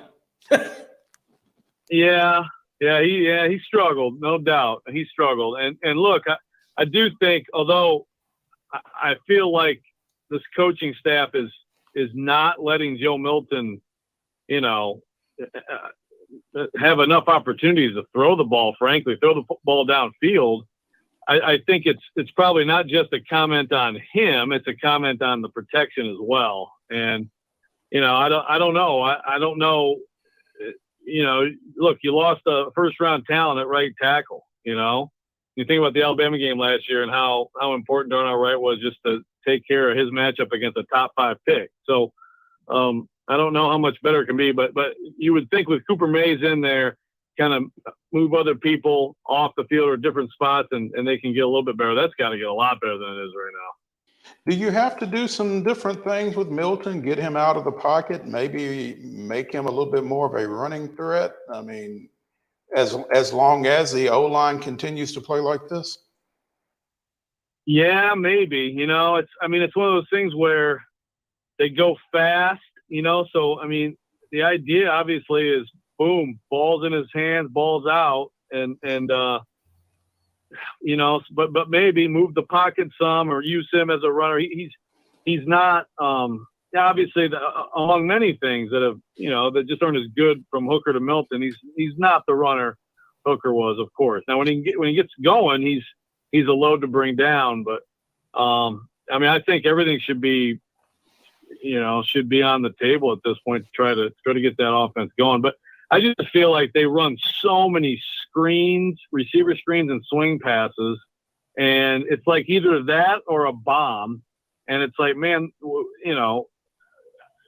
the middle of the field open the way it is, I feel like you've got to try to let him do more. But the receivers haven't played well either. I mean, there's been a big drop off, I think, there as well. Although I think Squirrel White's a special Talent. And you saw, Brew McCoy at times does stuff, and you're just like, whoa. But, Jalen Hyatt was that guy who could just get behind anyone, and that makes a big difference. But it's a scheme, Joe. Sarcasm there. Sorry about that. Hey, shifting gears. Before we get out of Tennessee, Omar Norman Lott of Tennessee has been suspended for the first half of the UTSA game on Saturday for his involvement in the altercation post-game against Florida. So 3 Florida players have been suspended. Do what? And that's the SEC? That's the SEC? Correct. Suspending? Okay, yeah. The SEC also suspended Damian George, Micah Maskua, and Dante Zanders for Florida. Well, and that entire thing happens because Josh Heupel calls a timeout with 7 seconds left instead of, half his team has to come back from the tunnel. And, it's just like petty stuff like that. Like, to me, it's like, end that evening as quickly as you can. Get the heck out of there. Do your presser and, get on the and go. Bus to the airport. But at least, because as soon as that started, I mean, they could have been bad, and luckily they cooler heads prevailed pretty quickly. Vanderbilt attempts a field goal in the final minute, misses it. UNLV drives down, attempts a field goal with less, hits it. Joe, the way Vanderbilt lost that game in regulation with a former defensive coordinator as your head coach has to especially hurt, does it not? Yeah, and look, I mean, just in general, I mean, the defense this year, and that's another, just like I said about the Vols, I really thought their defense was going to take a step. Really bad night for that defense Saturday. This Vanderbilt defense, I thought was going to be better for sure, and like discernibly better, and it really just isn't. TJ Taylor's a tremendous player. DeRicky Wright's a really good player. But it's just overmatched in too many spots, and then you give up those plays, and then there's a timeout that a player called. Clark Lee didn't want it called, and even the field goal that you could have been more aggressive once you got the pick, but to me, like the previous kick was wide right and hooked in only because it was a longer kick. So I don't understand going to the right hash with that either. Like, to me, the way he was kicking the ball, that needed to be a left hash kick. But just so many things that have to go wrong at that point after you get that interception for you to lose in regulation. I mean, that would not have been on my board as a possibility at that point. But ultimately the bigger picture with Vanderbilt, and look, I mean, last year they figured some things out, and they did a great job against Kentucky. They did a great job against Florida, and they won those games. They beat 2 draft picks at quarterbacks with that defense. So I can't sit here and say they're going to give up 40 every day. But right now, it's just a big disappointment. Because again, I didn't expect this to be some great defense, but they've been recruiting. They got like Darren Agu, who's a second-year player, and some other guys, young guys in the secondary. I just figured that with Taylor coming back, Wright coming back, they'd take a step. So far, not at all. Yeah, I didn't, going into this season, I thought the Wake Forest game wasn't even as cut and dry as a loss, before the season started, and I thought Vanderbilt had a really good shot at being 4-0 coming out of this game, and now it's almost disastrous where Vanderbilt is. And to that point, I mean, especially in a year where the SEC looks like it is, every week you've got a chance to win against anybody. This is not the year that Vanderbilt needs to be having. Yeah, no doubt. Now, that's the thing. I mean, I still feel like one of the bigger problems is the defense. Yeah, it's a problem, and it's given up too many big plays. But another huge problem for this team is just sloppiness and turnovers left and right. Just, you're not giving yourself a chance. And I think that Wake game is a totally different game if they don't just give them touchdowns, in that game with turnovers. So if Vanderbilt can somehow manage to clean that up and play clean football, there are winnable. There are games that I think can be interesting. I still think Missouri at Vanderbilt can be interesting. Who knows? Kentucky, I mean, they haven't looked great. Auburn, Florida, there's games that could be interesting, but a lot of things have got to change. Yeah, and I think starting with I don't know how much better the defense can get. But I know that Vanderbilt can stop giving it to the other team at a rapid rate, which is what it's doing right now. Yeah, no doubt. Before we let you get out of here, the Titans get a big win on Sunday. This team really has, again, with the schedule being number 2 team instead of the number 1 team out of the division last year, this schedule, and if you can stay healthy, which that's been the biggest if in Titans history over the last 3 years, but if they're able to stay healthy relatively on offense, this team should be able to compete. Yeah, no doubt. Look, I mean, the schedule yesterday, you see it illustrated. The Jags get the Chiefs with the first place schedule, and then they manage 9 points at home against the Chiefs. I mean, I know Chris Jones is good, but my goodness, 9 points. And then the Titans get the Chargers, and the Chargers have an incredible knack for losing games like that. So, look, I like a lot of what I see with the offense. It just comes down to how much better can the offensive line get? Can they find the right 5 and not because over time, if Tannehill keeps getting hit like he's gotten hit in the first 2 weeks, then I think you really have a high risk of him missing some time again, which would of course be devastating. But he bounced back. I mean, basically, I figured this out today as I went through it again. I mean, he did not throw an errant pass. Of his passes, it was like 2 drops, a screen that was batted, and a throw to Burks in which Burks fell down. And those are the 4 incompletions. So, he was tremendous. I really love what Tyjae Spears brings, and you can see how he and Henry can be a problem. And, the defense, the if healthy thing really applies to that secondary because, if you have Hooker and Fulton on the field with everything else they had yesterday, you got a chance to have a really good defense. But how often is that going to be the case this year? I mean, it's a fair question, right? After they both get hurt in week 1, they'll probably both be back this week in Cleveland, but it's almost like, do you get half a season from those guys? I don't know. If you can get like 2/3 of it, then you really might have something. Yeah. We're certainly, as fans, we're certainly hopeful that this team finds its footing and can stay healthy. If you can, again, that's the key here. If they can stay healthy for 17 games, I think this team can win 10 ball games, if not more. So that's the key. And Ryan Tannehill certainly has to continue to not put the ball into the other team's hands. And if he's able to do that, I feel like you've got a really good shot each and every time out. So, Joe, as always, we appreciate it. We'll let you get out of here. We'll talk about some Vandy and Vols a little bit later down the road. All right, guys. All right, thanks for having me. See you later. Thanks, Joe.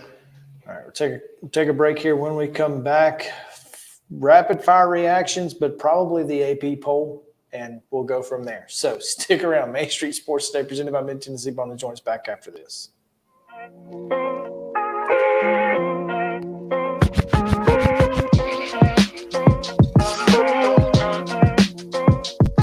Mid-Tennessee Bone and Joint treats your orthopedic injuries and existing conditions. Our trained physicians will get you back in the game faster.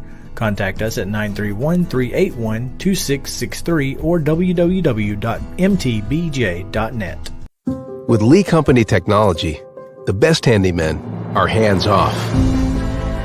Lee Company techs have been using visual findings and other smart technology tools for years to add transparency and virtually take customers along.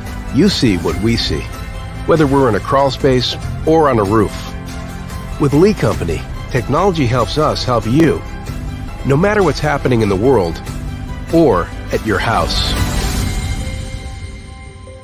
Jones & Lang Sporting Goods here in Columbia has been outfitting teams, officials, and anybody else from T-ball to college for 50 plus years. Be sure and check them out at 931-388-8060 or online at jonesandlang.com. Jones & Lang Sporting Goods, the look of a winner. Zion Christian Academy, zioneagles.org or 931-388-5731. You can schedule your appointment. Go tour their campus. It is beautiful over there, and you're definitely going to want to see it. Again, it's zioneagles.org. Give them a call, 931-388-5731, and schedule your tour today. today. Did you know that up to 80% of us will experience back or neck pain during our lifetime? Many of you are offered surgery or addictive pain pills to relieve your chronic pain. At the Dr. Gill's Center for Back, Neck, Chronic Pain Relief, we have been leading the way to better health, naturally, and have helped tens of thousands of people right here in Middle Tennessee for the past 30 years. I came to Dr. Gill about 10 years ago after my local doctors recommended surgery. I knew about Dr. Gill and wanted to see if he could help me. 10 years later, I am pain-free, no surgery, and no pain pills. Surgery is scary, and over 40% of all back surgeries fail, creating a cycle of surgery and pills. There is a safer solution to your chronic pain. Make the call to the Dr. Gill Center for Back, Neck, Chronic Pain Relief today and get your life back. This office visit is normally $299, but call today and receive your initial consultation, report of finding for just $49. But hurry, this offer won't last long. Call 615-768-8743. That's 615-768-8743.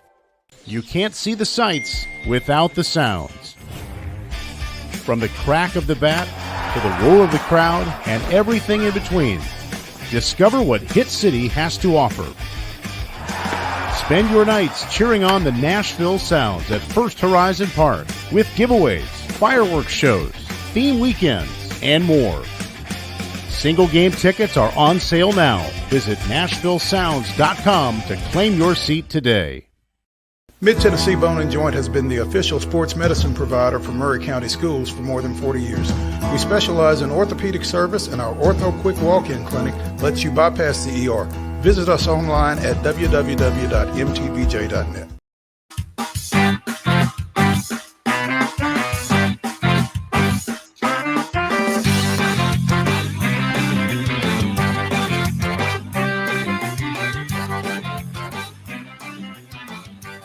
Welcome back in Main Street Sports Today, presented by Mid-Tennessee Bone and Joint. Final segment of the day. We have plenty to get to, man. It's really hard sometimes to try and get through these topics because you just never know what, it's just so much. And so we're going to react now to the AP poll because we didn't get a chance to do it earlier. Mo, Georgia still number one. How are you feeling about that? If not them, who? Well, I mean, Texas has beaten 3 FBS opponents, all by double digits, including Alabama on the road. Florida State struggled. You mean Alabama, who's out of the top 10 for the first time since 2015? That Alabama? Still number 13 in the country. It's resume-wise, Texas is the number one resume in the country, right? And maybe by eye test, because Georgia looked like crap Saturday. Georgia did not look very good Saturday. And as I tweeted, people really got to stop hiring Mike Bobo. Well, this dude. Falling up, man. Jeez. Some people have a talent for it. But it's all about who you know, and I know Crackle. This may be a situation where preseason poll carries more weight than it should. Maybe if there wasn't a poll until after the first week, maybe Georgia would not still be number one. But, I mean, you feel like, and I also think, and I probably embody this, I still think a lot of folks, Eric C. Henry among them, that may be a little reluctant to buy into Texas. I don't know. Still. Here's... And this is for any poll that may or may not be put together. Earn it. I don't want you number one because you won the championship last year. Well, here's the thing. I don't know that Georgia is number one because they won the national championship last year. I think Georgia is number one because of the talent that they returned from that national championship team, quarterback notwithstanding. But what you've seen in the first 3 weeks is an offense that is anemic. Against UT Martin, they were terrible. They were terrible in the first half on Saturday against South Carolina. Now, here's the thing. Again, as we said earlier in the show, everybody was terrible this past weekend. I understand that, but if you're telling me that it's not because of the last 2 championships, it's certainly not because of anything they've done this year to just go, wow, that's absolutely the number one team in the country, and there's no question about it. Not when Texas has done what it's done. I mean, resume-wise, look, I'm not Texas's back or anything. I'm just saying that based on what we've seen, Texas is the best team in the country right now, resume-wise. But, I've always been a resume guy. I've always been, when Cincinnati was fighting for that playoff spot, I'm a resume guy. I want to see what you got on the field. Washington right now is a top 10 team. I think they're probably a top 5 team. I don't know that they're better than Ohio State and Penn State, but Ohio State hasn't looked great. No. They were anemic against Western in the first half Saturday. Boston College took Florida State to the wire. And they only dropped a spot. And they only dropped one spot. I mean, Alabama was it tied at halftime 3-3? No, it was 6-3 because it was tied at 3-0 when they went to the 35-minute break. Yeah. But number 13, that was South Florida. Alex Golish notwithstanding. I really think everybody got a mulligan Saturday. Okay, but Georgia's not gotten a mulligan. They got a mulligan for the first half against UT Martin too, apparently. Here's the thing. And even Tennessee. I mean, Tennessee at 23 and Florida at 25. If only there were a way to know who is the better team. I thought we had already determined that head-to-head does means not nothing. matter. But it's useless. But in terms of your Texas argument, out of 63 voters, 3 agree with you. Because that's the number of first place votes that Texas got. There's a graphic out there that shows you who voted for who. There it is. Dave Reardon of Hawaii. Dave Jablonski, Ohio State guy that we hate so much. Mm-hmm. So, and Brett, but Jablonski at least, I mean, he's a resume guy too. He just doesn't think the SEC is very good, which is iffy at best. He also has Colorado at 11, which is ridiculous. Brett McMurphy was the third. So Brett McMurphy and Dave Jablonski and you share the same argument. Who knew? Yeah. But I mean, that would make me reconsider my argument. I'm just going to tell you. Early in the year, I get it. Look, and Jablonski's got Washington at number 2, which again, resume-wise, he's probably not wrong. And Georgia at 4, he's got Alabama behind Colorado, which is if Alabama and Colorado played right now on a neutral field, I don't know that I wouldn't take Colorado if Travis Hunter was playing. It's a lot of ifs. One of them isn't going to happen, so it doesn't really matter. But I mean, this poll is just kind of. So where would you put Georgia? Probably 5. I'd probably have Texas, Florida State in no particular order, but Texas, Florida State, Washington maybe in the top 5. So you'd have Washington ahead of USC? Maybe USC. I'm just saying in no particular order. Mm-hmm. Washington, USC, Texas, and probably have Georgia at 5. I think you can't. Who does Georgia play next? That's a good question. It's probably, who knows, because let's see. Well, we don't need to get too bogged down in this inside I can of 2 tell minutes, you in but 30s, UAB. So, which is going to be they better not struggle against a team that just got shellacked by Louisiana and Lafayette. Or UAB lost to Louisiana they got Lafayette? Absolutely skull drop. Oh, that's awful. And then they got to go to Auburn. Saturday, September 30th, Georgia at Auburn. If they can't score against Auburn, watch out. We'll find out some stuff about Georgia in a week and a half. It's going to be interesting. This AP poll, man, at this point is just kind of throwing darts. Throw it at the wall and see what sticks. Because who knows? Well, again, which is why we shouldn't have preseason polls. But what would you talk about? Exactly. We would be talking about how we would have voted if we had a vote in the AP poll. That's exactly what we'd be talking about. That we wouldn't be worried about dissecting other people's votes, I guess. I don't know. But yeah, there's so much more that we have not gotten to today. We're not going to get to it because we have 30 seconds left. So come back tomorrow and we'll continue these discussions and react to a doubleheader of Monday Night Football and much, much more on Main Street Sports Today, presented by Mid-Tennessee Bar and Joint. We'll see you then.